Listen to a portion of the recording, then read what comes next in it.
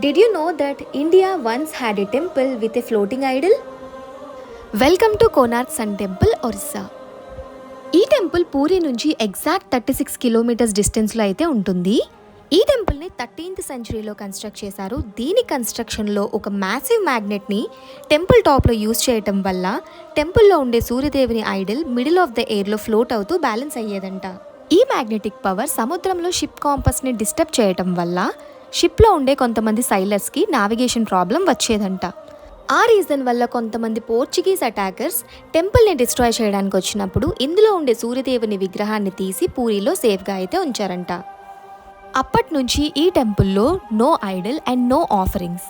మరి ఈ టెంపుల్ని ఎందుకు విజిట్ చేయాలి అంటే ఇక్కడుండే గ్రేట్ ఆర్కిటెక్చర్ని ఎక్స్పీరియన్స్ చేయడానికని చెప్పొచ్చు.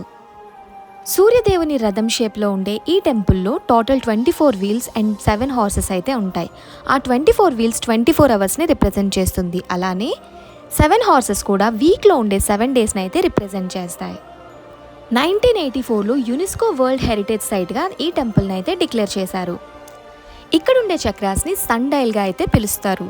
ఎందుకంటే వీటిని ఏషియన్ క్లాక్స్గా యూజ్ చేసేవారంట. అంతేకాకుండా కాంపస్, క్యాలెండర్ అండ్ సీజనల్ ఇండికేటర్గా కూడా యూజ్ చేసేవారు. Also it was depicted on the reverse side of Indian 10 rupees note that signifies it's cultural importance. Add this place to your itinerary when you visit Orissa and don't forget to follow me for more such travel content.